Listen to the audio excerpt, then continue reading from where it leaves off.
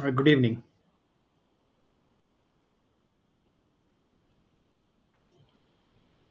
We'll be starting in a minute.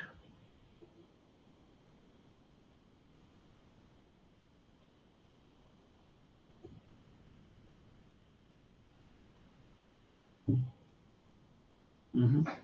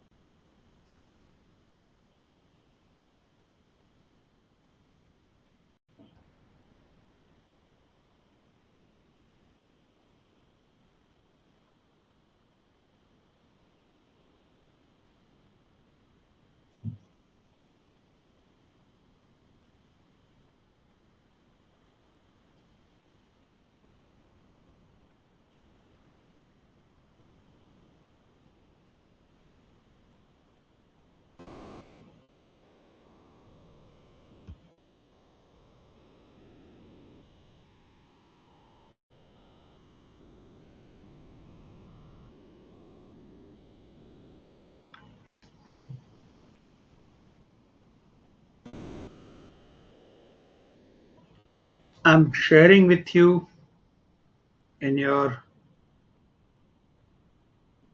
WhatsApp group.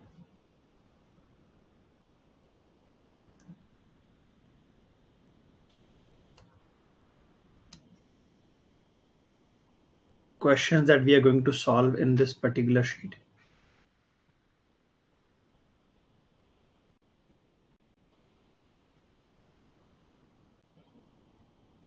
Just give me a second.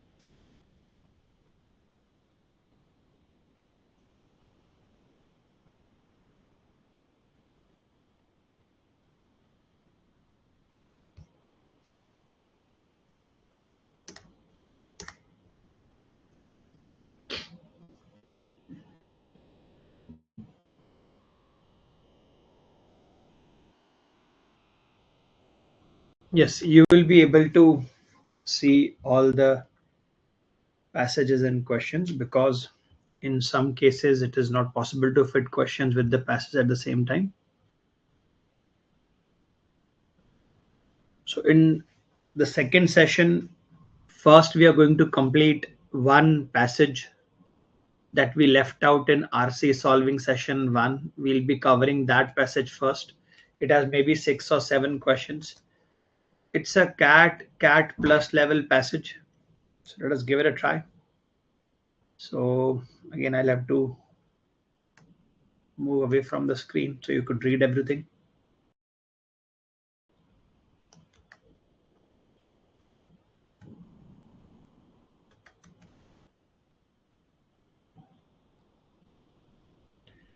So try to read this passage. Questions have been shared with you, slide 1, slide 2, slide 3. You should be able to see what those questions are, what is being asked in those questions. Try and answer as many as you can.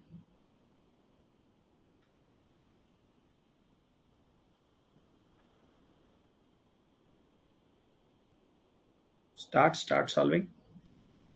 I've shown you how to summarize passages. I have shown you how to summarize passage through words, through diagrams, how to understand tone of every paragraph, how to see connectivity between paragraphs.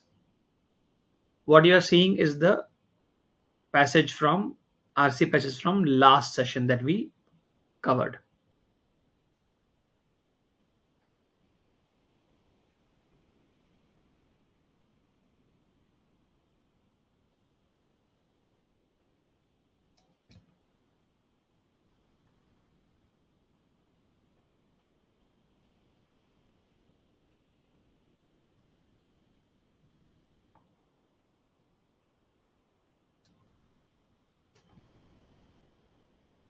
You can read either from the current screen that I've shared with you, or you can read it through the Telegram group. People who are watching this video, you have no choice but to read it from the screen. Try to summarize these passages, then we'll go for questions. You have close to 8 to 10 minutes. Go ahead, try.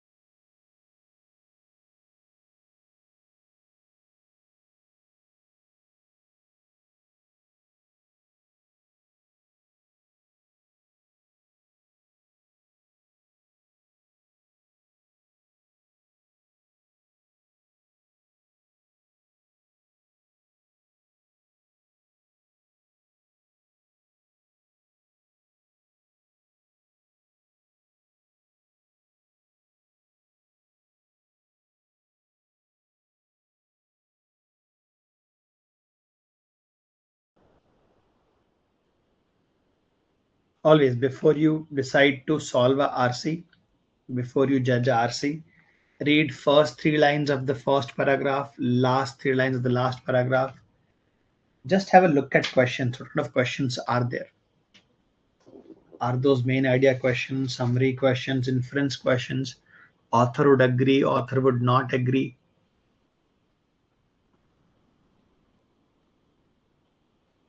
And once you feel the topic is in your comfort zone, once you feel questions are not very difficult, then try and solve RC.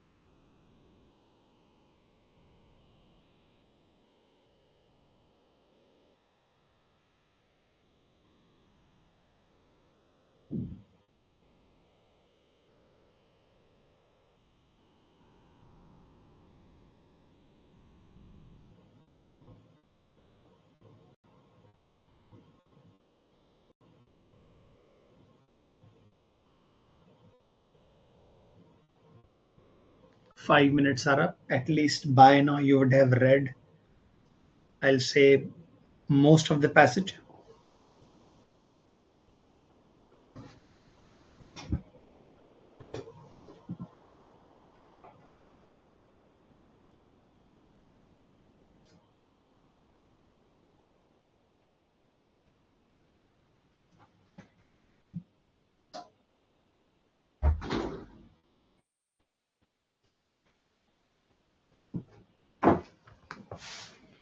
Very good.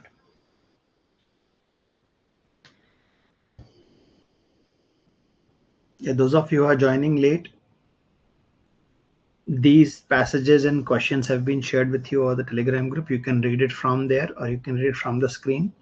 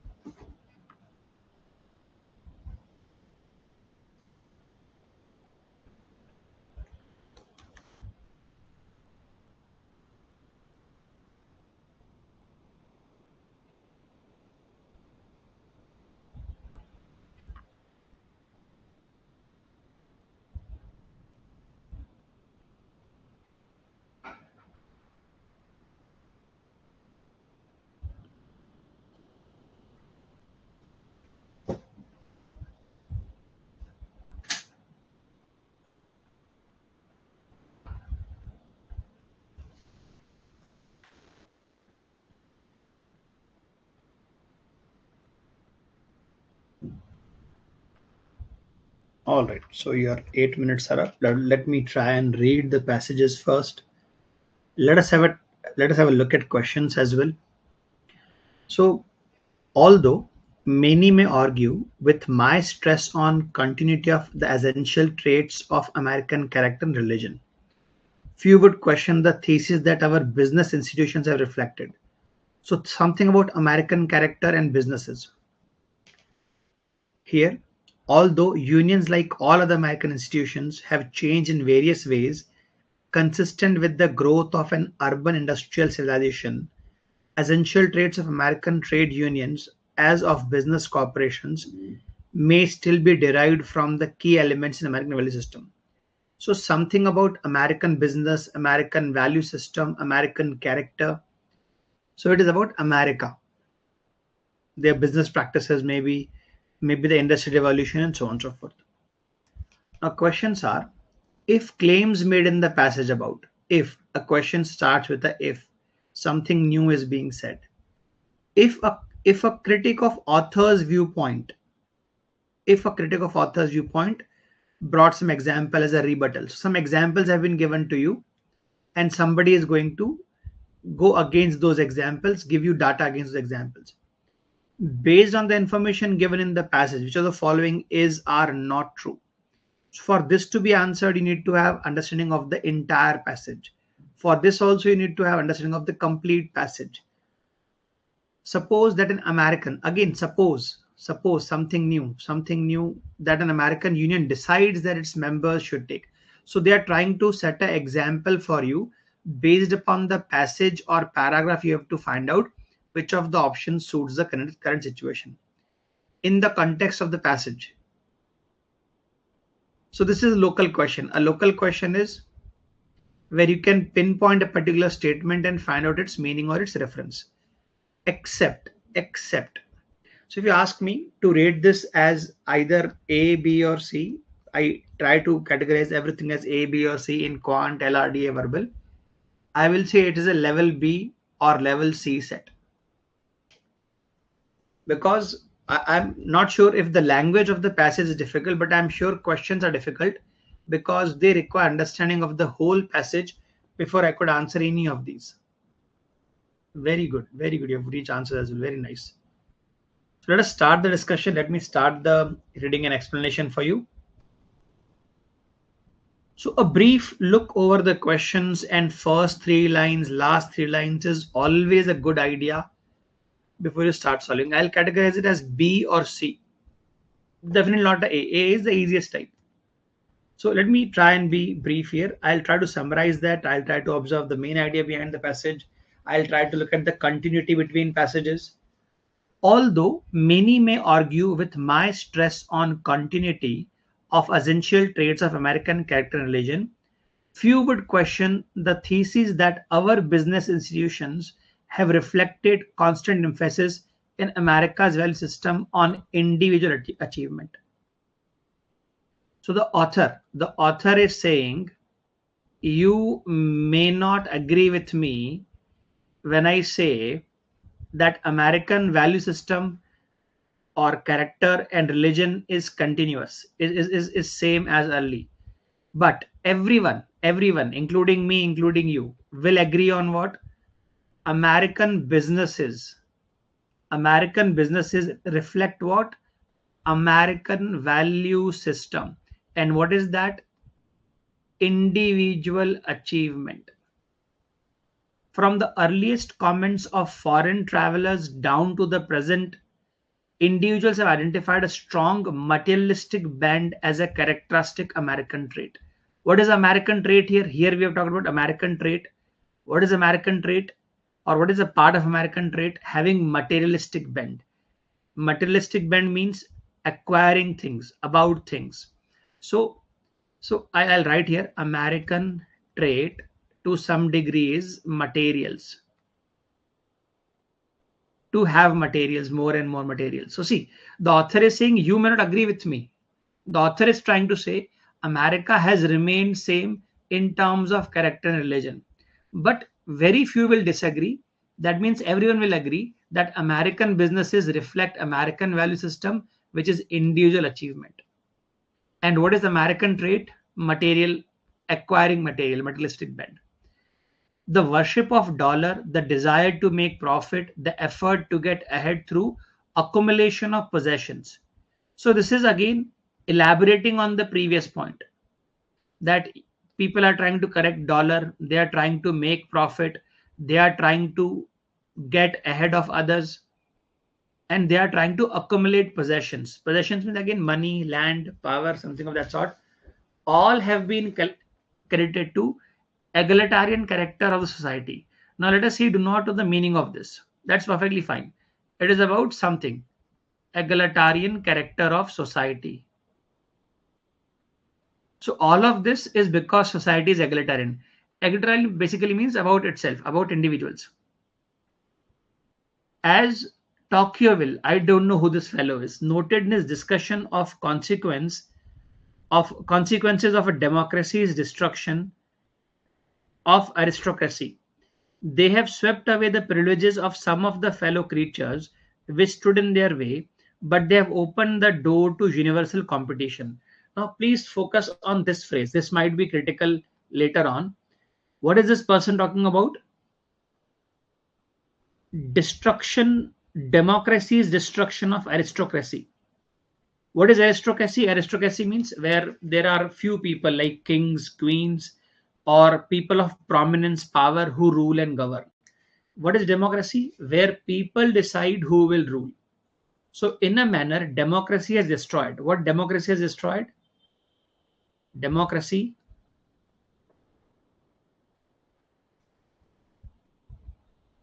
Democracy has completely crushed aristocracy. They have completely crushed, destroyed. And how is he defining? The privileges of few, of some. Who some? These lords, these princesses. Their privileges have been taken away. And who took away? The common public. But what has this led to? This has led to open competition. This has opened the door to universal competition. So basically we are saying democracy is good. It leads to competition. Now, why am I saying democracy is good? Because from the beginning we are talking more and more about virtue of individual achievement, materialistic bent. So competition in a manner is good. Earlier there were very few people, the elite class, who used to rule. Now people are taking things in their own hands and they're competing with each other. A study of the comments on American workers of various 19th century foreign travelers revealed that most of these European writers, among whom were a number of socialists, concluded that social and economic democracy in America has effect contrary to mitigating compensation of social status. Let me try to break this down. There are a lot of things going on here. So here people from outside are coming to America, US, and among them, who are among them? There are writers, there are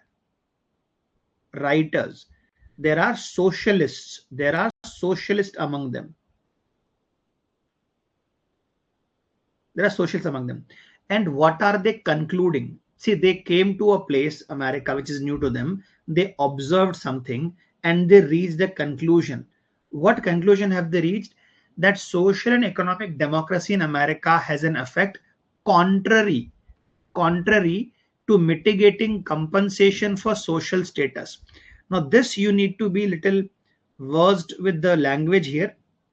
Mitigating means lowering something. See, social status, like we see rich poor and poor people, there's a wide gap between them, adverse gap. Here the person is saying these people who are coming from outside, they are noticing, they're observing that American structure of democracy and American society, it has a contrary effect. In European areas, European countries, their democracy is bridging the gap. In their portion, rich and poor are getting closer to each other. But in US, the rich and the poor are moving apart. This is their observation. American secular and religious values both have facilitated the triumph of American capitalism. See, capitalism is what? where money speaks. You can buy anything and sell anything. Capitalism, generating more and more business, and fostered status striving, achieving higher status. So American capitalism is leading people to achieve higher status. European travelers are observing in their areas, rich and poor, the gap is getting closed because of economic democracy, social and economic democracy, and it is reverse in America. The impact is reverse in America. The social gap, social status gap is increasing in America. The focus of equalitarianism and individual opportunity has also prevented the emergence of social consciousness among lower classes. So some words, some big words are being used. After the lecture, I'll encourage you guys to Google these words, read about these words. We'll come back to this phrase. The absence of socialist or labor party and historic weakness of American trade unionism appear to attest to the strength of value which depreciated a concern with class. Again, the concern with class means social class, poor people. So what has led? There is absence of socialist party. There is no socialist or labor party. Also, weakness of what? Weakness of what? What is weak here? American trade unions are weak. And this has led to what? See, depreciation of concern. A depreciated concern means people no longer care for poor. Here, nobody cares for poor. They are neglected. And reasons have been given. One, there is no labor party, social party. And second, the weakness of American trade unions. Although the American labor movement is similar to others in many respects. Again, the statement started although means whatever they say here, they are going to negate with examples.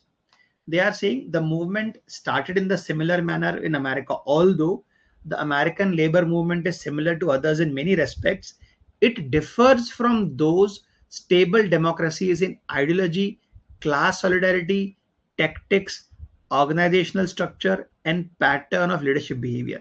So differences are being given to you. And we saw some questions of accept here. So there are multiple points where I need to be careful. So I'll write down these neatly and carefully. What are the differences here? One of the differences is ideology. Ideology. What is second difference? Second difference is class solidarity. When you say class solidarity, again, standing for the poor, sticking around for the poor fellow, doing good things for them, that is missing here. Tactics. Tactics. What is the difference here? Organizational structure and patterns of leadership. Again, structure would mean again leadership as well. So pattern of leadership. So 3 or 4 major differences have been given to us. American unions are more conservative. Again, differences. What is being spoken about? They are more conservative. They are more narrowly self-interested. That means again, they don't care for other events, other things. They care for only themselves. Conservative and self-interested. Their tactics are more militant.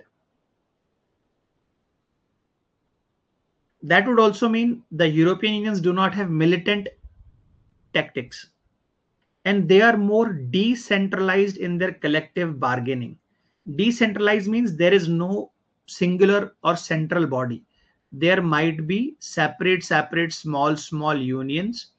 There is no central body that represents them. And they have more full-time salaried officials who are on whole much more highly paid. They have more full-time basically employees, and they are paid more. $sign, they are paid more. American unions have also organized a smaller portion of labor force than have unions in other nations.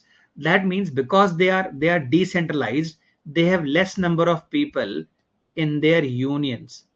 If it was a singular body, they all will come together, they'll have higher labor force. The growth of a large trade union movement during 1930s together with the greater political movement of labor organizations in the Democratic Party. Again, this is not Labor Party. They are under Democratic Party. In 1930s, there were movement of unions and involvement of labor organizations in Democratic Party. Suggested to some that the day long predicted by Marxists was arriving in American working class. Was arriving in which the American working class would finally follow in the footsteps of its European brethren. So they are basically trying to achieve something they have done in Europe. They are trying to achieve in America. And where did this happen? 1930s it happened. Such changes in the structure of class relations seem to these observers to reflect the decline of opportunity and hardening of class lines.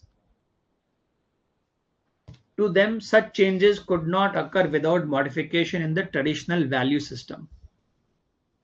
And what is traditional value system?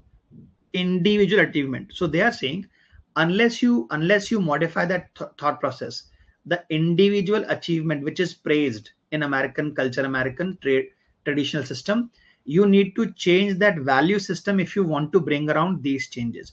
Let me read that part one more time. These people who are European, they are predicting, because labor movement has become strong, labor organizations are participating Democratic Party, so they started to feel we are going to achieve same thing that we have done in Europe.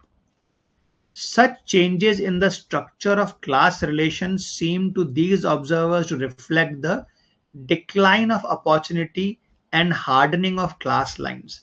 Again, when you say hardening of class line, again, clearly defining who is underprivileged, who is overprivileged, basically defining rich and poor. To them, such changes could not occur. Again, these changes could not occur unless you change the American value system of individual achievement. A close examination of character of American labor movement suggests that it, like American religious institutions, may be perceived as reflecting the basic values of large society. So here the author is moving away from the last two paragraphs. In fact, the last paragraph, it starts to say American labor movement is reflecting what? It is reflecting American religious institutions, and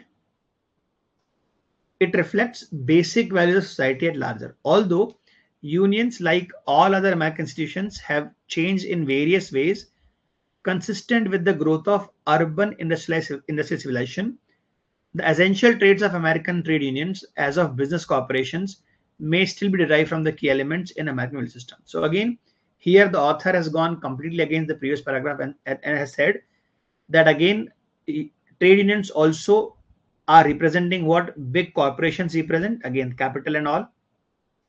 And they are all derived from what? American value system. And what is the American value system? Capitalism, individual achievement, making money, dollar, profit. So we have tried to summarize everything. In the first paragraph, author starts to throw his opinion on us, saying you will not agree with me that American society has remained same over the years, but you cannot argue that the business reflects American value system, which is a materialistic bent, which is about individual achievement, and then so on, so on, so on. It goes on to give us examples. The first two are connected, and the third one starts to talk about the entry of European writers, socialist people, who are seeing that here economic democracy has worked reverse as compared to the European counterpart. And then examples have been given why American unions are different than European unions. Many examples have been given. They are decentralized. Their employees are very well paid. They have very small workforce. They differ in ideology, class solidarity tactics. Americans have militant tactics, and so on, so on. And then we have some questions. So let me see your answers. Comment answers for the first one.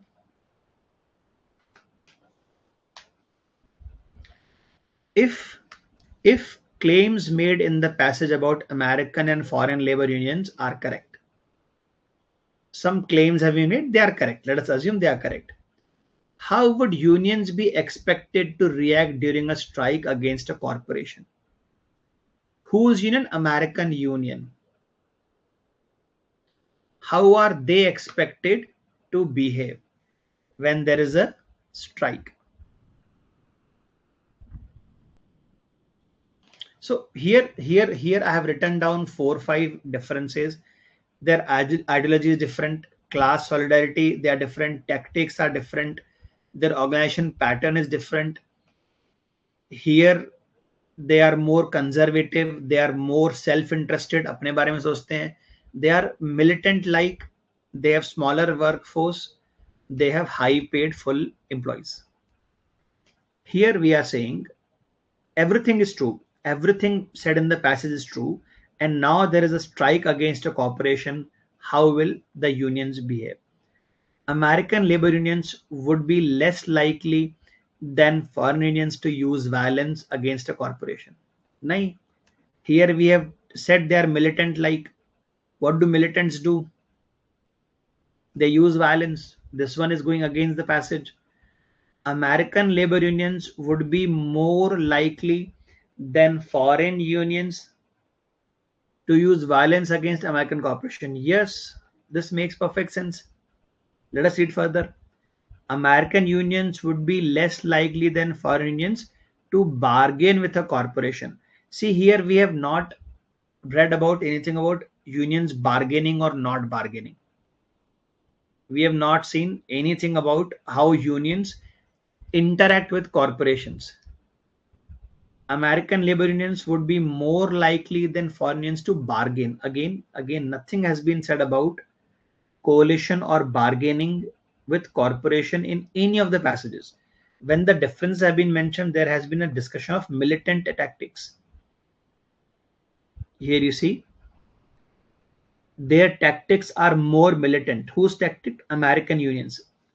So yes, they are more likely to use violence, attack them as compared to their European counterparts. B Bombay. B Bombay, guys.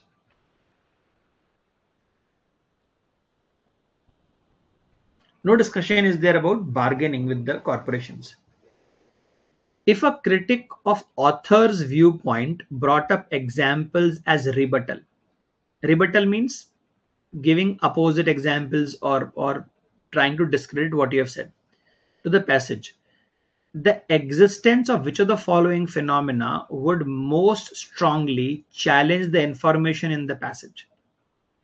So, if any of these statements is true, it will challenge the given assumption or a statement in the passage. American union leaders who are highly paid to negotiate on the behalf of workers. American labor organizations that avoid involvement in non-labor issues. American workers with a weak sense of group solidarity. American corporations that are more interested in helping people than in making profit. So which of these, if true, will challenge the information? See, here we have studied, we have been told they had less solidarity with classes. We have read this at least 3 times. So this is part of the passage. This is agreed in the passage. Here you see class solidarity. Here we have been told European unions have class solidarity and these Americans one do not have. So they have weaker solidarity. It has been mentioned. I'm looking for something that will go strongly against the passage. This is part of the passage. American labor organizations that avoid involvement in non-labor issues. Yes, we have also studied somewhere they are self-interested. If somebody is self-interested, why would they go out of their way for anything other than what suits them? So which of these will challenge? So these are part of the passage. Let me convert or let me cover A and D in a simpler language. American union leaders who are highly paid to negotiate on behalf of workers. American corporations are more interested in helping people than making profit. So see, This one also, here you see, if you see, they are highly paid. They have full-time employees who are highly paid. Look at this. They are more decentralized in their collective bargaining. That means everybody goes and speak about himself, herself, not others. And they have more full-time salaried officials. Why will they have salaried officials full-time? Because they want to handle business of the trade unions. So they will speak on the behalf of their unions, their people. So A, B, and C are part of the passage. D says American corporations are more interested in helping people. Here we have seen they are capitalists. Their traditional value is make more money, make more profit, and accumulation of possessions. These are their true values. So why will they be helping others? So D is something that goes against the passage. Second, D.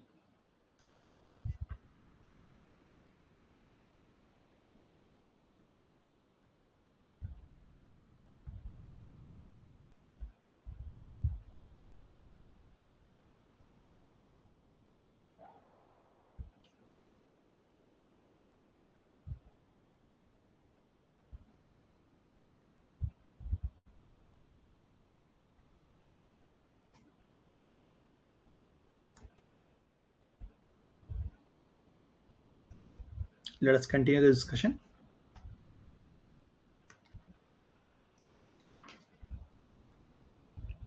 Based on the information given in the passage, which of the following is are not true?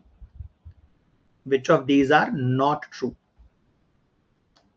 American society emphasizes class solidarity over individual achievement. So we have seen American society, what is the traditional value system? Individual achievement.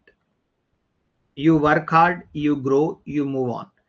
Class solidarity is, again, standing up for the downtrodden, or standing up for the poor. So one is definitely not true. One is definitely not true. In the passage, we have been told American value system is individual achievement. American unions are less interested in non-labor issues than the unions of the democracies. Again, the first part is definitely true. They are self-centered. They are not interested in non-labor issues. First is definitely true. I do not know the comparison of the democracies, but here they have mentioned that as well. Here we have seen European unions, European trade unions have more class solidarity than Americans. So yes, the second one is true. I'm looking for not true. Not true is first one. American labor organizations and American religious institutions share some of the same values. Yes, this was exactly the last line. Business corporations, trade unions, religion, they all share same American value system. The last paragraph said religious institutions, business corporations, labor movement, they all share same values. So here, second and third are true. What is not true? First one. First one is not true. First one is telling us that American society puts more weightage in class solidarity over the individual achievement, which is not the case. Suppose that American Union decide that its members should take an active part in national politics. Let us suppose, it is telling people, its own people, to take part in politics. What effect would this information have on author's view of American unions? What view has author had so far? That that in 1930s they started to participate in democracy. They did not form democracy, but it led to further greater divide between rich and poor. And author has been maintaining this stance from the beginning, that these people are self-centered, इनको फर्क नहीं पड़ता what is going on. So if they start to participate in politics, it would support the view, it would contradict the view, it would neither support nor contradict the view. It would support the view only if it could be shown that getting involved in politics was for society is good. Again, society is good is out of context here. Here it will definitely contradict the view of the author, because author has believed that American unions are self-centered from the beginning.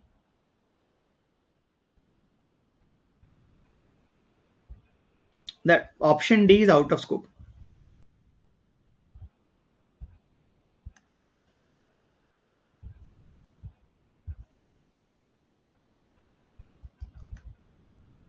It will contradict the view because from the beginning we have been told that they don't care about non-labor issues, they are self-centered, they are decentralized.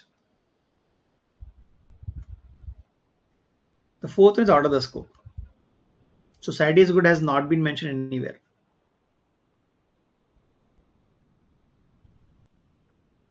Three more questions. Observe. In the context of passage, the phrase strong materialistic band, as used in the sentence, from earlier comment of foreign travelers down to the present individuals have identified a strong materialistic band as the characteristic of American trade, refers to. What does it refer to? European socialist view of aristocrats, European traveler concerned with democracy, American society's emphasis on acquiring wealth, American religion's criticism of secular values. See, here we are talking about materialistic bend, thinking in terms of or thinking in monetary terms, acquiring things, buying things, collecting things. So here, religion is not being talked about.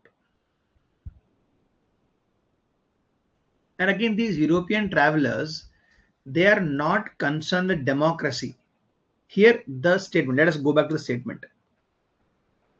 Here, from the earliest comments of foreign travelers down to present individuals have identified strong materialistic bend as characteristic American trait. Up to this point, there is no discussion of democracy, no discussion of industries, nothing.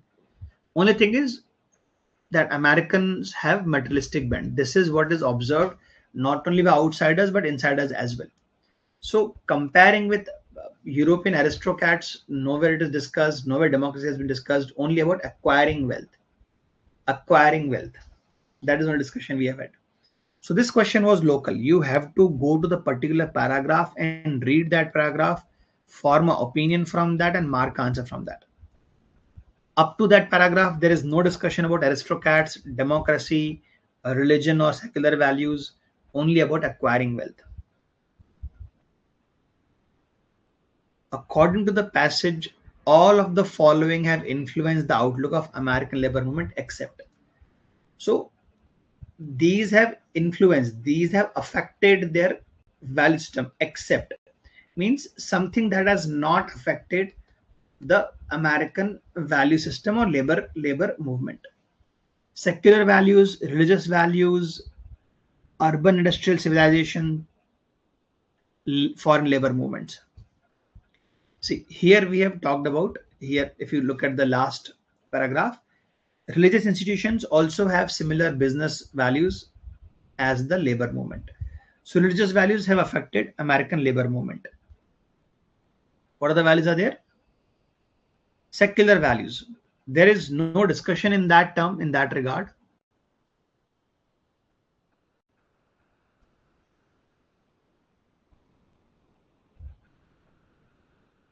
They are more conservative in their ideology, tactics, and so on, so on, so on.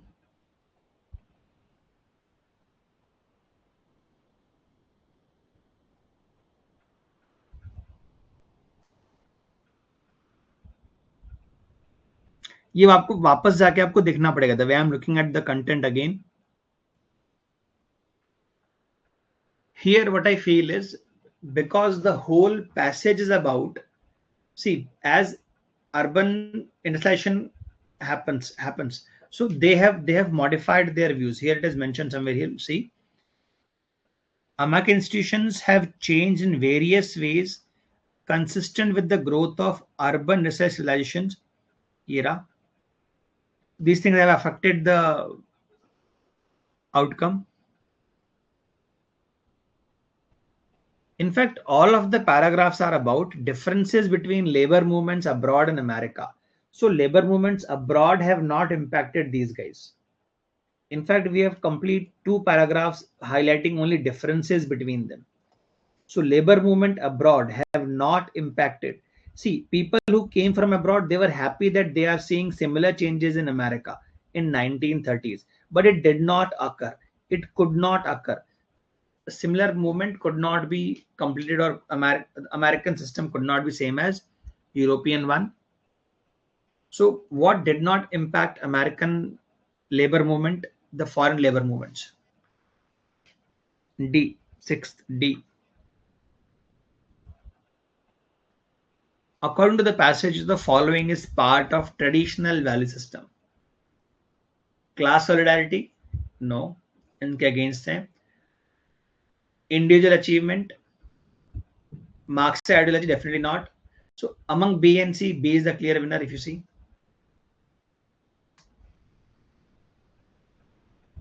If you ask me to rate this by cat standard, I'll say this is cat, cat plus, definitely not below cat. Below cat would have been direct questions. Here, see, still secular values, no mention has been given anywhere. But if I notice the structure of paragraph, there are two complete passages, complete paragraphs discussing how outside movement or European movement is different than American movement. That means the labor movement abroad has not had any effect on American labor movement.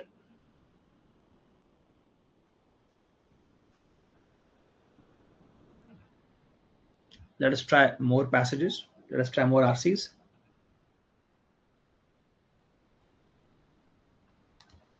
So here, go ahead, read. Take your time.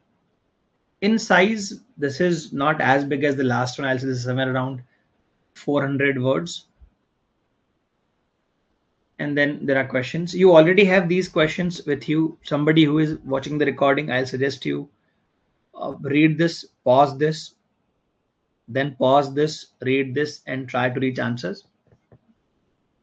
Right now, I'll give you 8 minutes to try everything. Read as well as answer. Go ahead.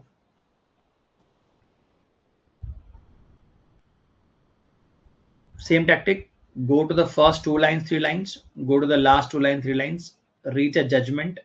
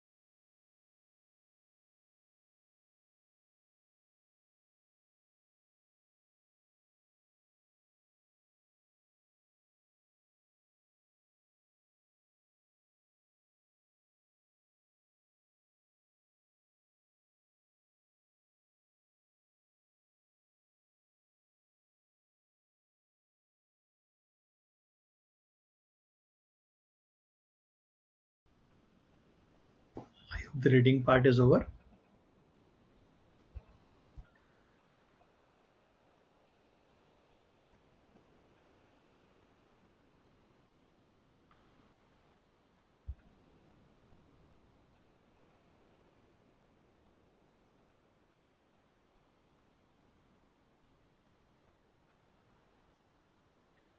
A lot of scientific terms have been used.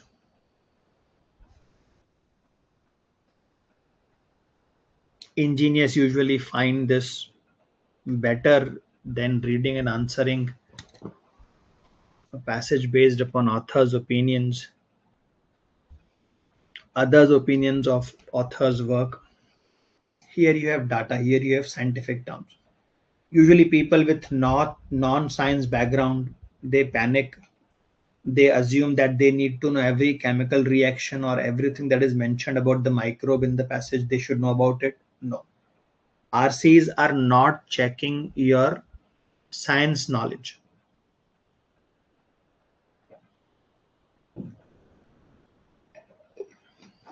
You are being tested on your ability to understand and mark answers on the spot. So let me start this for you.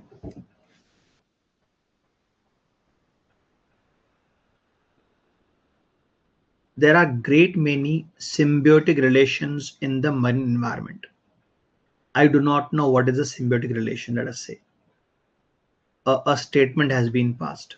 There are great many. A popular one, often noted for the striking beauty of juxtaposition, is that of a sea anemone and the clownfish. The anemone has poison tentacles which, when they contact passing fish, paralyze the fish and drag the prey in for a meal. The clownfish uses the anemone's tentacle garden as a safe haven while attracting prey for the anemone to capture, for it alone is immune to the sting of anemone. So when I read the relation between the sea anemone and the clownfish, I see they're helping each other. So probably symbiotic relationship is being explained to me. So there is something called a sea anemone. I do not know what the shape is. It has tentacles. These are poisonous. They paralyze. Then there's a clownfish, which hides within this garden. Imagine that's a fish. So when other fish approach the sea anemone, they are stung by this and they are eaten. They help each other. Juxtaposition is comparison by side, comparing things side by side. So this is one example of symbiotic relation. What are the names? Clownfish, CF, and sea anemone. Another symbiotic relation, a new example, relation that remains the subject of scientific puzzlement. Scientists are also not sure about this, or some part of this. Concerns the relationship between Sclerantia. I don't know what that is. The coral type whose colonization produces reefs.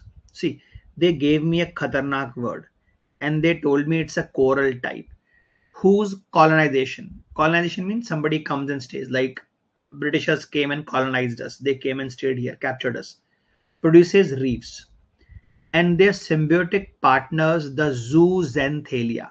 I have no idea what this is.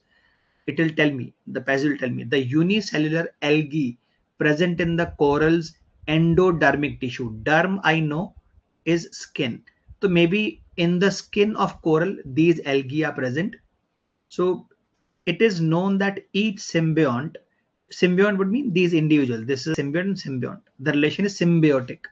Symbiont plays an integral part in formation of a reef's protective limestone foundation.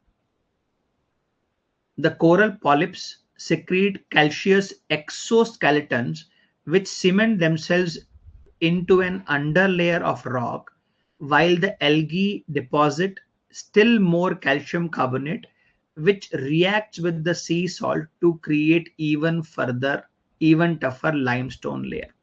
So see, what I've understood so far is there is something called as this sclerantia, something, some weird reef.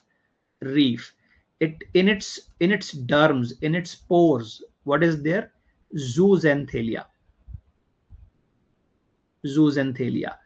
Now, what is happening is, it is known that the zooxanthellae reef, they play integral role in forming protective layer, which is limestone foundation. What is limestone? What is foundation here? Foundation, as you see in buildings, foundation that keeps the building in one place, or that provides support the building. Here, there is something known as coral polyps. They secrete calcareous exoskeletons. They are secreting something calcium based, and these algae, they further deposit calcium carbonate. These algae, zooxanthellae, deposits calcium, which further cements the layer. That is the end of my science abilities. Let us move on.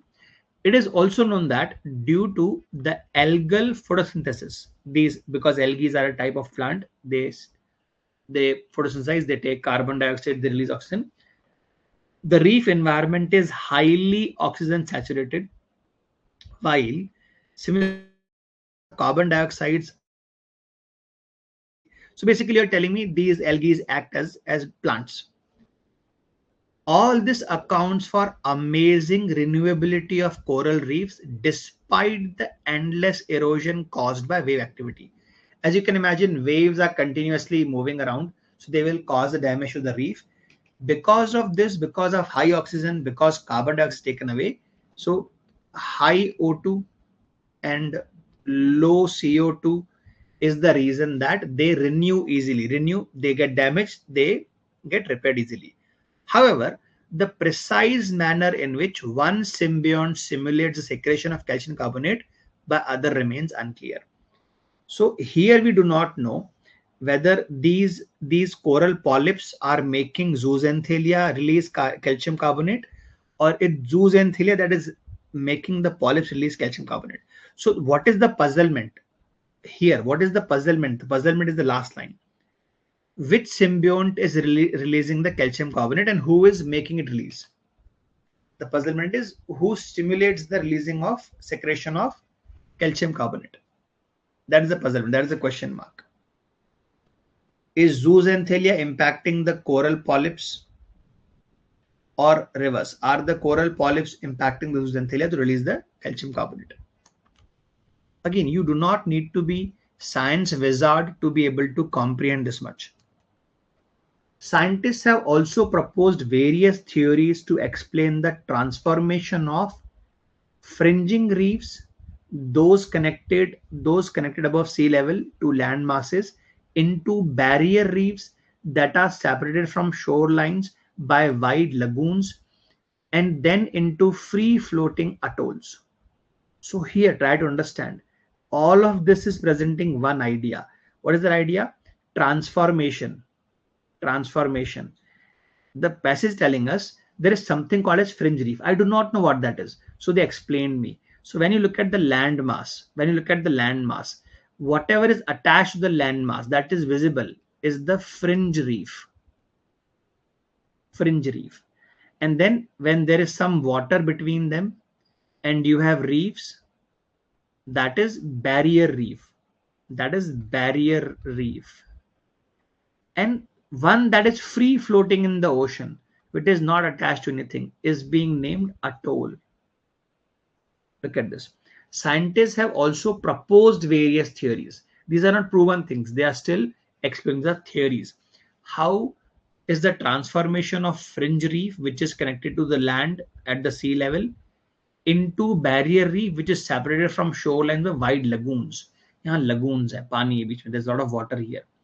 And then there comes one which is completely separated, free floating in the ocean. Though the theory postulated by Charles Darwin is considered at least partially correct. So see, when I say though this is true, but so even though it is partially correct, he has given some theories. Darwin has given some theory which is partially correct. Some scientists today argue that creation of these reef forms, has more to do with the rise of sea level accompanied at the end of ice age. So see, This sentence make me feel Charles Darwin has given some other theory. The sentence starts by telling us Charles Darwin has said something that is okay, it is partially correct, but some scientists believe because the water level is rising, the fringe reef converts into barrier reef, converts into atolls. That tells me Charles Darwin must have said something else. However, the recent drillings at 𝒉𝒕𝒕𝒑𝒂𝒈𝒓𝒂𝒎 atoll have uncovered a large underlay of volcanic rock, which suggests Darwin's explanation may have been more valid after all. So Charles Darwin said something, scientists said, "Nay, you are not right." But then something is happening at atoll. They are drilling at atoll and they have found what? They have covered volcanic rock. Under these atolls, there is a volcanic rock. So it makes me feel Charles Darwin must have said something about volcanic rocks. Charles Darwin must have said something about volcanic rocks. Scientists are starting to believe that Charles Darwin was not entirely wrong. Even the name given to reefs in is something of a misnomer. Misnomer means misplaced. It's not correct. Misnamed, misnomer. The Sclerantia themselves generally comprise no more than 10% of the biota of average reef community. Zooxanthelia can account up to 90%. So if you're telling me Zooxanthelia, the algae, is the prominent part and the reef is smaller, you should not be calling it reef. This is the example being given to you. Zooxanthelia, they are 90%, and the reef part, the reef in whose pores these stay, is only 10% of the mass, not the size, mass. Along with, see more examples, along with foraminifera, something, annelid worm, something, assorted mollusk, something. So 90% of the mass is these Zooxanthelia, something about foraminifera, annelid worms, and assorted mollusks. So, yaad nahi karna. You need to simply scribble down. Moreover, reef can flourish only in shallow, highly saline water above 70 degrees Fahrenheit because the algae requires such circumstances. So what do you need? 70 degree plus. You need salty water and you need shallow. They cannot survive in deep ocean. Yet, non-reef building corals occur worldwide under various environmental conditions from the Arctic to Mediterranean. So some conditions have been given to you and they are contradicting now. Yet there are other coral forms. They are available from Arctic to Mediterranean, home of red coral prized for jewelry. Example has been given to you. There is something called as red coral. Where is it used? It is in jewelry. The most likely reason the term coral reefs persists is the brilliant variety of coral shapes and colors makes aesthetic consideration more vivid than biological ones. So the word coral reef has stuck even those who stay deep in water. See, coral reef are supposed to be near the shore. They're supposed to be in shallow waters. They need more salt. But examples are being given. There are more and more varieties which stay away from the shore. They are in deep ocean. They are in freezing water. They are in bright colors. But the name has stuck because the coral reefs are the more brighter ones than the other ones. That's all. Or more viewed, more frequently viewed. In a manner we are being told. The most likely reason the term coral reef persists is the brilliant variety of coral shapes and colors that make aesthetic consideration more vivid than biological ones. So now I have given honest attempt to reading a science-based passage for you. I have tried to summarize as much as I could. Let us read and try some questions. If you want to comment your answers, let us do that. What is the first one saying? According to the author, some scientists consider the term coral reef a misnomer. See. The very first question is about the last paragraph. a misnomer. Why is this name misplaced? Why is this name not correct according to the author? The beautiful shape and color of the reefs are produced by Sclerentia rather than the Zooxanthellae. The coral portion of reef has little to do with the reef survival. Non-reef building corals are found throughout the world. The majority of reef substance comprises Zooxanthellae, foraminifera, annelid worms, and assorted mollusks, while a small portion comprises. Read this part. See, why is it a misnomer? That example is here. The reefs can survive in what environment? There are reefs that survive away from this environment. That's a different example. So our focus is only on the first part. Only on the first part. Why is it a misnomer? The main example is it is not a reef. See, if you say, let us say you're naming something. Let us say you're naming a metal.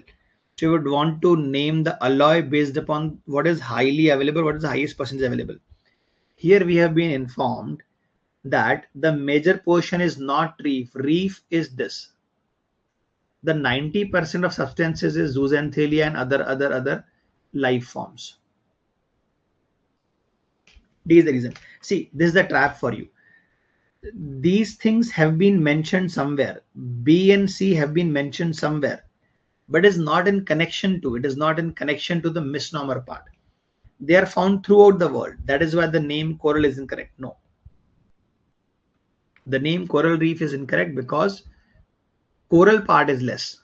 The reef part is less. Algae part is more. Other life form part is more. It is 90%.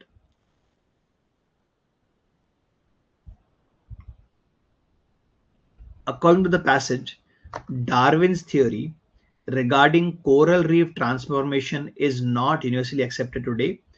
The opponents of Darwin theory would not agree with each of the following statements. See, let us talk about Darwin's theory. Darwin's theory had something to do with volcanoes, volcanic rock. Some drilling is being done at atolls and something has come up, and hence Darwin's theory is irrelevant. Here, what is the question saying? The opponents of Darwin's theory would not agree.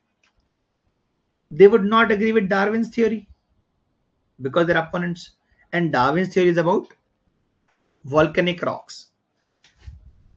Scientists believe because of melting of ice, because of flooding, these different types of reefs are formed. Darwin probably has said something about volcanoes leading to the formation of these types. Coral reefs change from fringing reefs to barrier reefs and then to free floating atolls. This is what scientists are saying. Scientists are saying fringing reef changes to this, changes to this. Atolls are further from land masses than barrier reefs. ये तो scientists कह रहे हैं. It has been said. Scientists have said this. Atolls are the one free floating. Barrier reefs are near the shore, but they are separated by lagoons. And the closest one is fringe reef. It is attached to the landmass. So scientists will agree with these. The fringing reefs inevitably developed into barrier reefs because of volcanic islands gradually sank. This is something they will not agree with because they have maintained, scientists have maintained because of ice age ended, water flooded these areas and hence the transformation happened. So A, B and D has been agreed by scientists. They will not agree with what Darwin is saying because they're opponents of Darwin.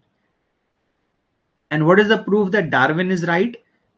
Under those atolls, they have found volcanic rock.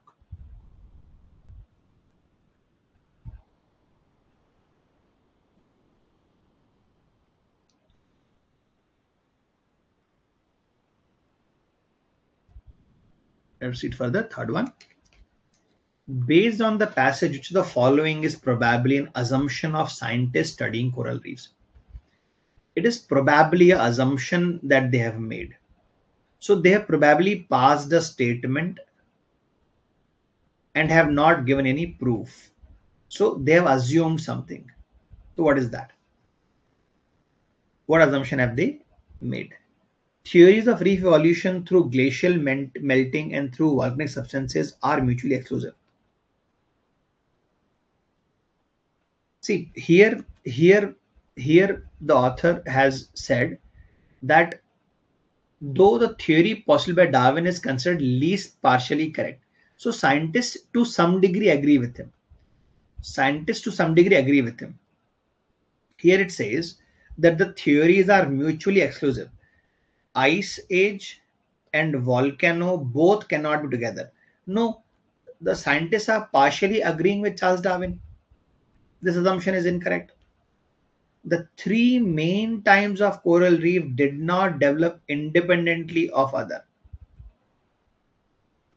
Zooxanthellae are always found on coral reefs. Assumption has been made.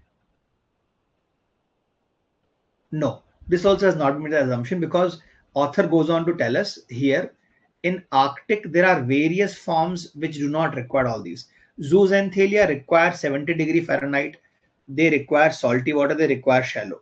But they have said there are other varieties, right? Example is red coral, which is in Mediterranean, which is in deep. So no, zooxanthellae are required for it. No, this is not an assumption made by them. They have found other reefs as well.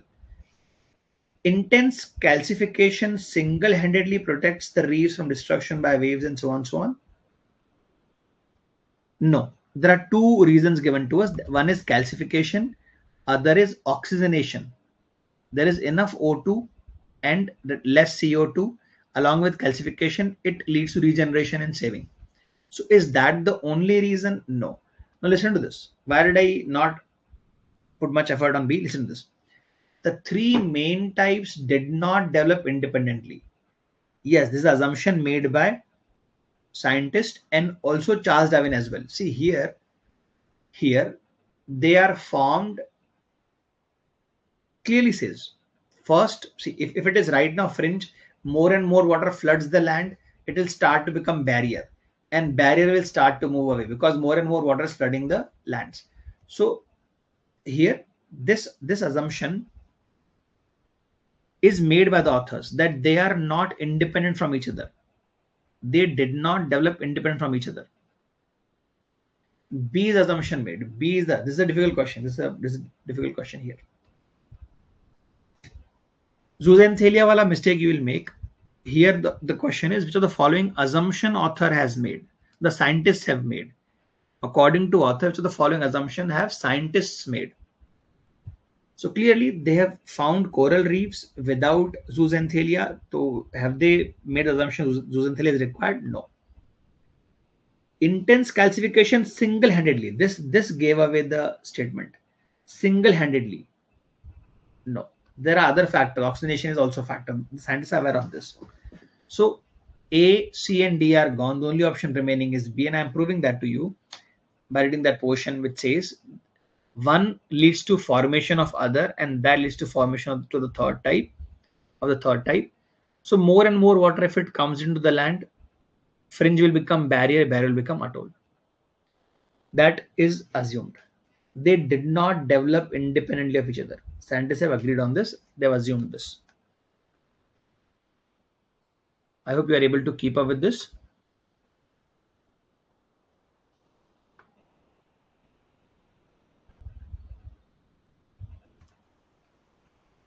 The passage mentions the recent drilling at some place, NMAT atoll. This reference serves to, what is this reference serving to? It was telling us something about Darwin being true, volcanic rock being underneath. Strengthens the claim made by scientists today concerning reef transformation? No. Scientists are saying because of flooding, these reefs are transformed. A transforms into B, transform into C because of water. It weakens the claim made by scientists today concerning reef transformation. This sounds like a probable answer. Let us read further. Strengthens the claim made by Darwin concerning transformation. See, Scientists are saying water is the reason. Darwin is saying volcano is the reason. So I'll go with this rather than only weakening the scientist assumption. It is strengthening the claim made by Darwin. See, read this part. Read this part. Read the last two lines. However, see, they are talking about sea level. Before this, they're talking about sea level and ice age. However, recent drillings at 𝒉𝒕𝒕𝒑𝒂𝒈𝒓𝒂𝒎 atoll have uncovered a large underlay of volcanic rock, which suggests that Darwin's explanation may have been more valid after all. So it is suggesting, it is strengthening Darwin's claim about volcanic rock or volcanic activity being the reason behind the transformation of one reef to other. Not creation of reef, one reef transforming to other. Fourth, C. Regardless of what Darwin's opponent might think, according to the author, the theory proposed by Darwin is less persuasive, shows each type of coral developed by separate distinct processes, accurately describes transformation of fringe reef into atolls, focused on idea of submerged volcanic islands. Slow down. Again, a trap. A trap is there. Same language has been used. See, whatever scientists are saying or opponents are saying, forget that. According to author, the theory proposed by Charles Darwin. What was the theory proposed by Charles Darwin? Is less persuasive? No. The last line says it is becoming more and more acceptable.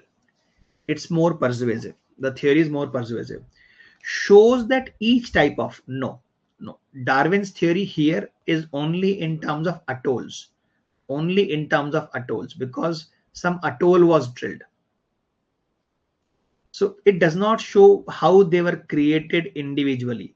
You will mistake this because this is what scientists are claiming. Scientists have claimed water leads to creation of each of these individually. So you'll fall into that trap. Darwin did not say this. Scientists said this. Scientists showed us how each type is created. So answer is either C or D. Accurately describe the transformation of fringe into atolls. No. Here we have only one explanation, that they started drilling at one place and they found volcanic rock under it.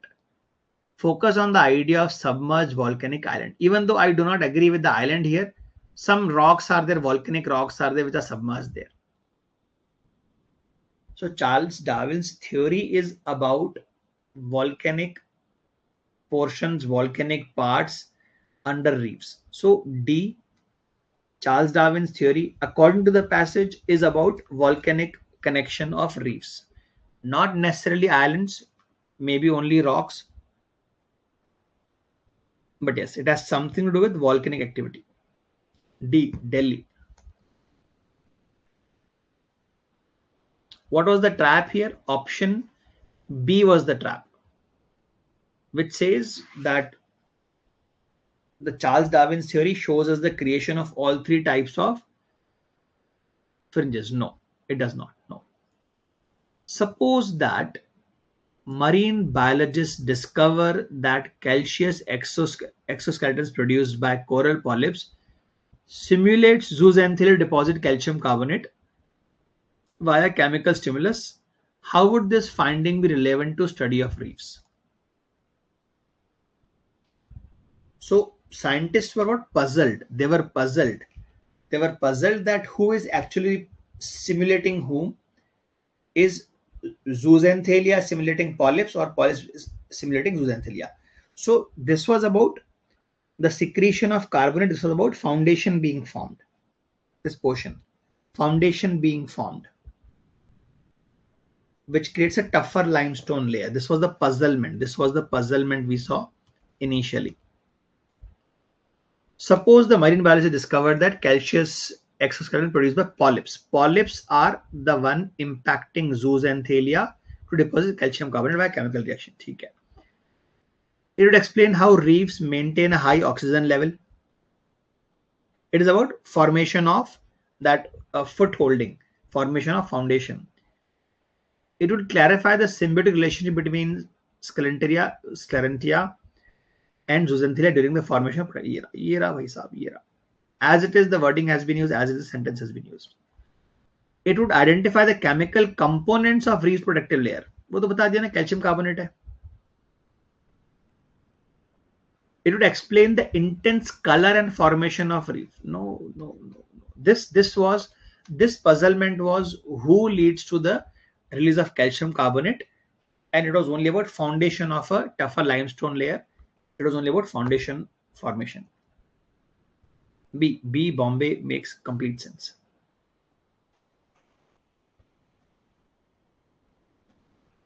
So here I'm trying to read every part of the sentence critically. I've already analyzed the whole passage. This writing part that you see, I practice this actually in the exam and on the scratch pad. Sometimes if I feel it is too, let us say it is a philosophical passage, I cannot draw diagrams like this. Then I write down keywords and their connection, the change of the tone. Here it was science based, so I could draw some diagrams, I could throw in waves, I could throw in islands. Usually, if it is a philosophy based, or let us say the labor union one, if you saw me solve the labor union one, this one, little diagrams were there, more words. It is about money, profit, acquiring these. The democracy has just destroyed aristocracy. It has led to competition is a good thing, and so on, so on. So, based upon what kind of passage we have, you can go for either doodling, drawing diagrams, or focus on writing the key portions. In exam, you cannot highlight on the screen, so you have to retain that part. Why is it a misnomer? So I'll again go back and see. Only the first lines are about being misnomers, and then it is about the existence of the reefs. So let us start with the next passage. I'll give you some time to try.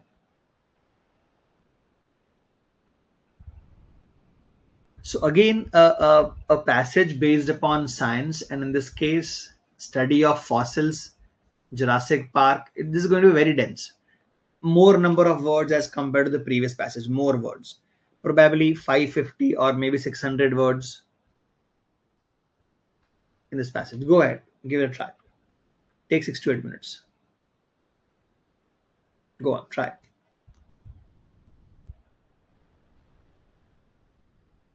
This is our third passage for today, but the numbering says 2 because we solved one passage from last lecture.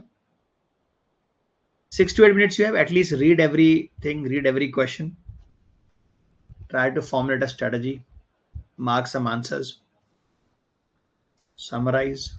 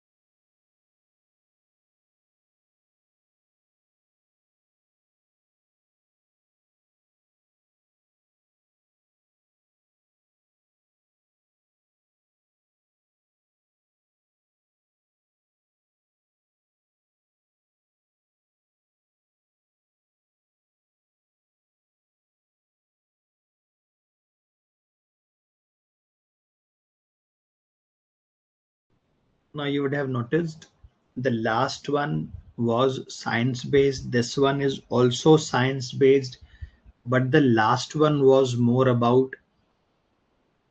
chemicals, shape, basic formations. This one is more and more about archaeology, biological shape of birds, difference between bird and some kind of fossil found somewhere in Europe, in southern Germany or western Germany. So this one is even denser as compared to the previous one. Not only passage, but if you read questions as well, you'll read similar conclusion. More words are there, longer sentences. Which of the following statements is not true? Others are true or may be true. Suppose that scientists did something. Suppose that scientists. So something that starts with the if, or suppose, let us say, in the context, this is going to be a local question. You can go to a paragraph and read an answer. Which of the following except, again, a difficult question. So out of the 6, I'll say 4 are definitely difficult. 4 are definitely difficult. So should I start explaining, solving for you, or do you want to put in some more effort from your side?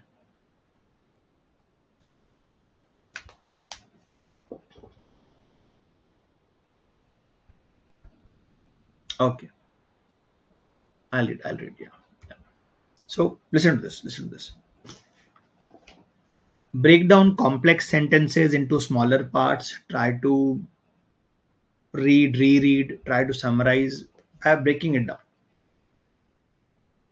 From time to time, history and myth come peculiarly close to one another, casting a new light on old and often largely dismissed tales. So here the judgment has been passed that history and myth, they get very close to each other. History and myth. And it goes on to say that old things are being looked in a new way, something that are dismissed and so on. So I understand iska example aane wala hai. There's going to be example after this. A statement has been passed, idea has been given to you, examples will come. In various Eastern cultures, the notion of winged serpent and the dragon have come down from ages, only to be cast aside by modern society as fantastic mythological creations of someone's overactive ancient imagination. So see, the questions, the paragraph starts in this tone that history and myth come very close, and we start to see old things in a new light. Then it starts by telling us that Eastern cultures, they believe in what? They believe in winged serpent and dragons. It was cast aside. Nobody was believing in these. They said what? Somebody had too much active imagination. Somebody had too much overactive imagination. Now it seems the supernatural beast might have some historical antecedents. So these things might be based in history. They are not just mythology or myth or somebody's active imagination. They might, not sure, might be based in history. Archaeopteryx lithographica lived during the latter part of Jurassic period. Latter means ending part of Jurassic period, approximately 150 million years ago, just south of what today is central Germany. This ancient creature combined a reptilian body and tail with bird-like feathers, bird-like wing and feathers. So see here you're getting an idea of winged serpent. So let me break it down. Its name is Archaeopteryx lithographica. It's a very complex name. I'll call it AL. Where was it found? It was found south of what is central Germany. So some region has been defined. I'll come back to this, south of central Germany. And when did it exist? It existed at the end of Jurassic period. Not beginning, toward latter part, ending part, end part of. How many years ago? 150 million. हो सकता है I will not need this much information, but I'm writing down. It had what? It had reptilian body. It had reptilian snake-like body with wings. Wings. Pardon my drawing here. With wings. It had a tail as well. Let us say. Let us go on with this. This strained amalgamation means mixture of traits seems something like of our ancient mysticism of Far East. So this is giving you example, all his explanations giving example of winged serpent. A winged serpent. This beast has provided a wealth of information about what? Evolution of flight in birds. However, the fossil and skeletal studies indicate it was not capable of flight. This itself could not fly. And the proof has been given. What is the proof? The study of fossil and skeleton. So some studies, some proof also has been given to you in the form of studies. None of these fossils discovered to date, including the most mature specimen, mature means reaching its adult age, exhibit any ossified or bony sternum. I have no idea what this is. So this did not have what? Did not exhibit ossified or bony sternum. I have no idea what that is. The wide bone that extends from chest to the pelvic area of modern birds. So they are also telling what is that? It is a bone that is from chest to the pelvic portion. So you can visualize what a bird looks like and so on and so on. The main purpose of this structure are to protect internal organs during flight and to act as sturdy anchoring point for enormous pectoral muscle necessary for flight. See, these are not found in this particular creature. And what is their function? One of the function is to protect internal organs. What is second? To stabilize the flight. Anchoring point, stabilize the flight by anchoring point for pectoral muscles. Pectoral muscles. I have no idea what that means. There is no indication that this creature ever developed strong pectoral muscles. Because first of all, this is available in birds, and these are the two activities this ossified bony sternum does. It is not available. That means this creature could not protect its internal organs, and it could not stabilize, provide anchoring point for pectoral muscles. And perhaps this is one reason why it never developed a sternum. Instead, it retained reptilian gastral ribs, thin braces in the abdomen region. So probably he has ribs like snakes. Snakes have small ribs throughout their body, which were not attached to the skeleton and which served only to support and protect internal organs. So these are protecting his internal organs, but not in the same way as ossified bony sternum.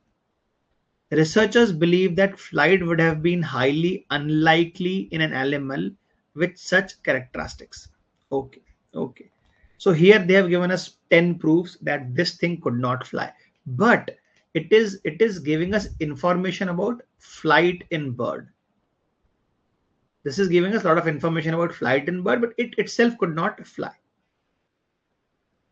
Furthermore, the bones of manus of this particular creature did not seem to be fused. I have no idea what manus is. In modern bird, these bones are fused in order to support wing. So it makes me feel when you look at a bird, again, pardon my drawing, as it's the bird. So you see those wings are attached to its body. I think it is talking about that portion. The wings are fused. This is the bird's head and beak and eye. We can spend more time and do all this doodling thing. But I can see here the bird has wings which are attached at manus. These are fused. And here these bones were not fused. The wings were not strongly attached basically. In addition, the ulna of modern bird is marked with small knobs where feathers are anchored firmly to the bone by ligaments. So he is telling me that if you look at the bird without its feathers, the feathers are attached firmly to ulna. Some part called as ulna in form of knobs. The ulna in this creature, however, is smooth, indicating the feathers were not firmly attached. So basically, first of all, this creature, the serpent-like creature had wings which were not strongly fused, and these feathers were not attached. This was a smooth part. There were no knobs. So basically, feathers were not too deep. They were not strongly attached to the skeleton. Finally, the skeletal characteristics of this particular creature seem to indicate that this animal was most adept at terrestrial movement. Terrestrial means ground movement. Its hind legs and and pelvis closely resemble to those of bipedal theropods. I do not know what theropods and that's I know. So here we are being told the shape of these legs, or the way the legs are attached, it showed more ground based movement,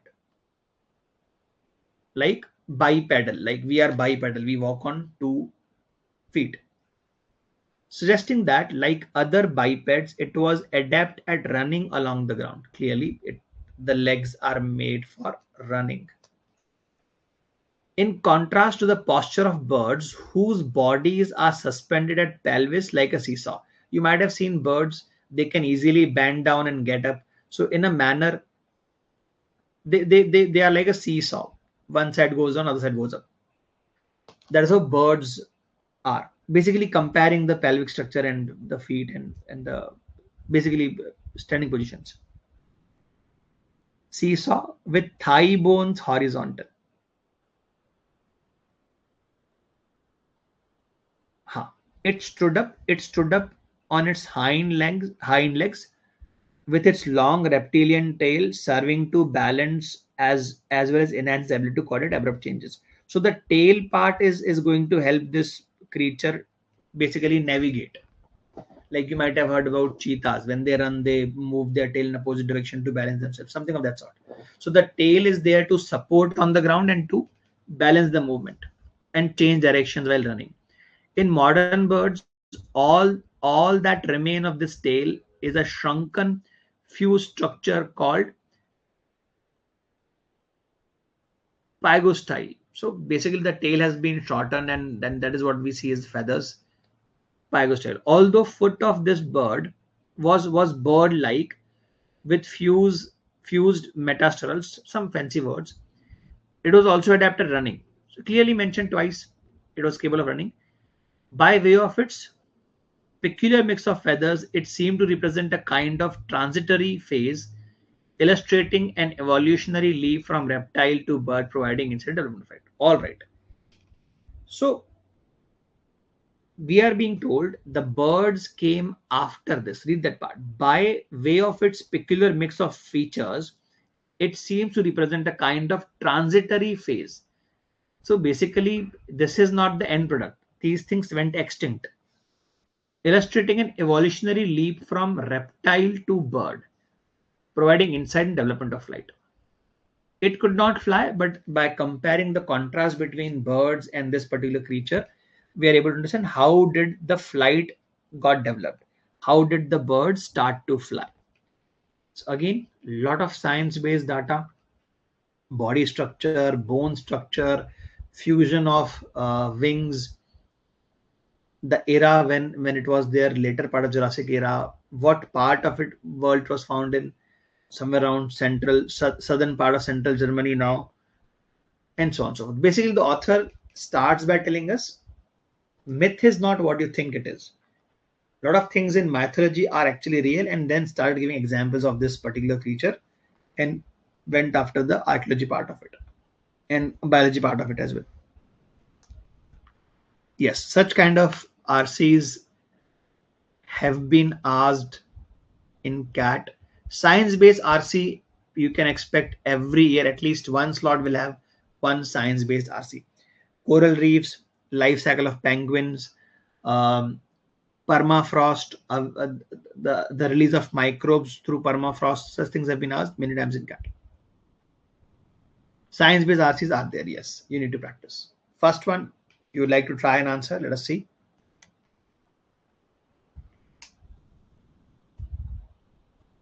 Oh, you already answered a couple of those questions. Very good. Very good to see. Very nice. Suppose the scientists have recently found a skeleton of bird capable of flight embedded in pre-Jurassic period rock. What effect would this discovery most likely have on their thinking about this 𝒉𝒕𝒕𝒑𝒔𝒄𝒐𝒎? What scientists believe is, first of all, it was available when it was later part of Jurassic era, this thing. And we are saying after it went extinct, then we had birds. This is what we have been told throughout the passage. That study of this creature is telling more about bird, and here in the last line we are being told this creature got extinct. It was a transitory phase, it was not a final product, and birds came after this. But now the question says, suppose this was end of Jurassic era. Now we are being told pre-part. Pre means start part of Jurassic era. There are birds which are capable of flights, which could fly. So it goes against whatever you have studied so far. It would support the view that this thing represented a phase between birds and reptiles. No. Birds have come before this particular thing. This was available when? End of Jurassic part. The question says, let us assume birds were flying at the start of Jurassic period, not park. It would undermine the view that this creature represented a phase between reptile and bird. Yes. The whole thing is based upon this thing went extinct, then we had birds. This led to birds. But you're telling me birds are already there. So it undermines the assumption of the whole passage. Let me read for you. B is the answer, no doubt. B is the answer. Let me read for you others as well. It would neither support nor undermine. No, it will undermine, definitely undermine. It would support the view that this failed to develop pectoral muscle necessary for flight. No. The idea is to compare the birds which are capable of flight before this creature. This is standalone. It never developed the pectoral muscle, which is true. It has nothing to do with bird being capable of flight before it. This has nothing to do, out of context. C is neutral. C is neutral. B is the answer, guys. First B, Bombay. B is the answer. Based on the information in the passage, which of the following statements is not true? Uska proof diya, it is not true. You cannot assume. The proof is given to you. It is not true. This creature had skeletons similar to modern birds. Naina? From the beginning we are being told pectoral muscle develop nahi hua, sternum develop nahi hua, bones में fusion नहीं हुआ at some place, manus में, then ulna में feather connect नहीं हुए. So nowhere we are being told that the shape of this creature was same as birds. Not true. This is not true. Definitely not true. Let me read others. This creature tail played a role in his daily life than the tail of modern bird in daily life. No, there is no comparison given to us. It played a different role. Whether it was a larger or smaller, we do not know. It helped it in running. And birds have the tail, but it is very small now. It is fused. It is shrunken, and no role was mentioned about birds and their daily life. So B is out of context. Scientists have studied this creature in order to learn about development of it. ये तो true है ना? This is true. They have studied this creature and they are getting to know. They have got wealth of information about flight of birds. Wealth of information about flight of birds. तो study कर रहे हैं. This is false. हमें क्या चाहिए? Not true चाहिए. ये तो सच है. ये तो this is true. This creature shared some characteristics common dinosaurs. Nothing has been said about this. Nothing has been said about dinosaurs having same characteristics or not. Have you mentioned that? Yes. Here we have been told like dinosaurs, it could stand on its hind legs. So it is true. It is true. हमें क्या चाहिए? False. A is false. From second paragraph onward, we have been told the differences between this creature and birds.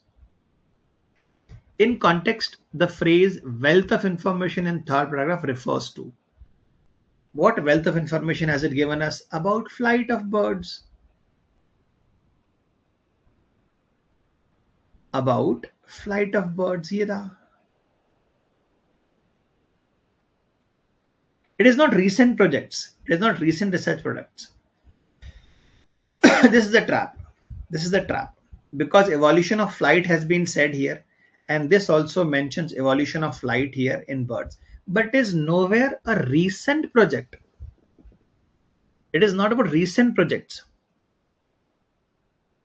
In the third paragraph, it gives us a lot of information about how birds were developed or how flight was developed in birds. C, guys, C is the clear winner.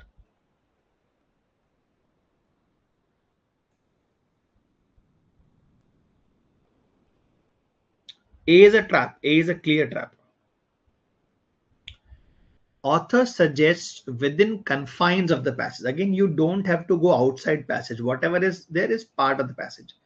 Author suggests within the confines of passage which of the following about Archaeopteryx lithographica. It did not have as well developed tail as modern birds. उल्टा है, इसका tail ज़्यादा developed था. Birds का is shrunken.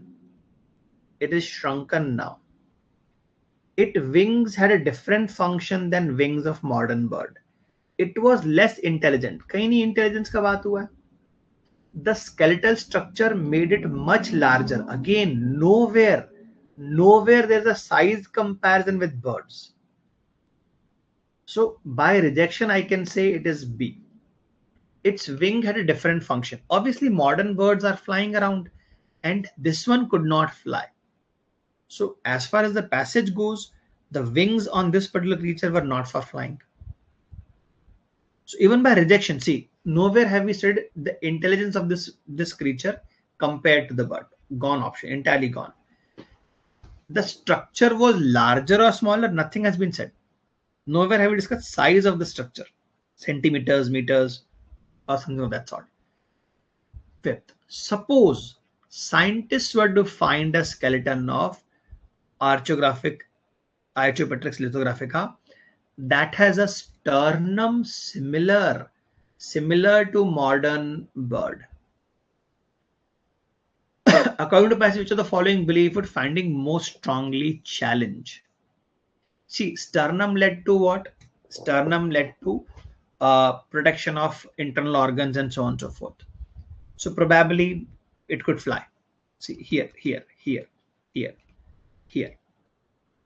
This lacked ossified sternum or bony sternum. And what is the purpose of it? To protect internal organs and to stabilize the pectoral muscle so that the bird could fly. If it is available in a particular creature now, a body has been found or a bone structure has been found which exhibits a sternum same as modern, so it could fly. Lived in Europe today. What? Lived in Jurassic period, so that वो तो already lived in Jurassic period था ना, later part of Jurassic period. What does finding this has to do with it? Lagged bird like feathers, lagged. But a bony sternum मिल रहा है तो feather का relation नहीं. Bony sternum is about body structure. It had ability to fly. If you tell me it had that body shape like a bird, broader at chest, then pectoral muscle and sternum and all those things, it could fly. You are giving me reasons that it could fly.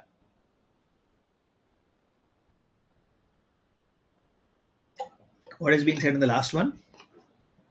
The researchers believe that this differs from modern bird in all of the reasons except. So in a particular regard, it does not differ from them. Lack of feathers, pectoral muscle development, yes, there's a difference. Ossified sternum, that's a difference. No forms in ulna, yes, there's a difference. So all these differences have been given to us. Ulna wala dekho yahan pe. Ulna is not fused. Ulna has no knobs here. The reference is given. Pectoral muscles, yes, that is difference. It is mentioned here. Ossified sternum, that is the difference. Ossified sternum nahi tha isme. It did not have ossified sternum. So lack of feathers. इसके बारे में कहाँ बात हुई? Birds have feathers. This one also had feathers, but the difference was in the way feathers were attached.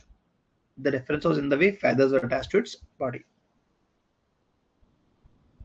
So 3 RCs, 3 strong level RCs we have done today. High level RCs.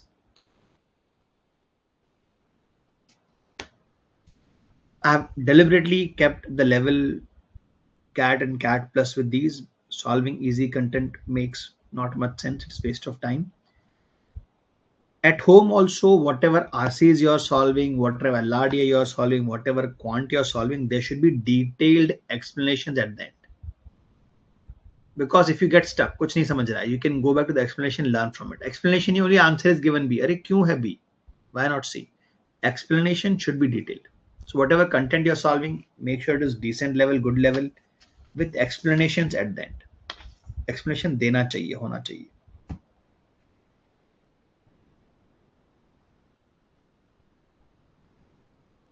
Yeah. But tomorrow we will solve the leftover content from SICA, high level questions. And then we'll start the new topic. Averages, mixtures, and allegations. Yeah. That's it from our time. Yeah. Good night.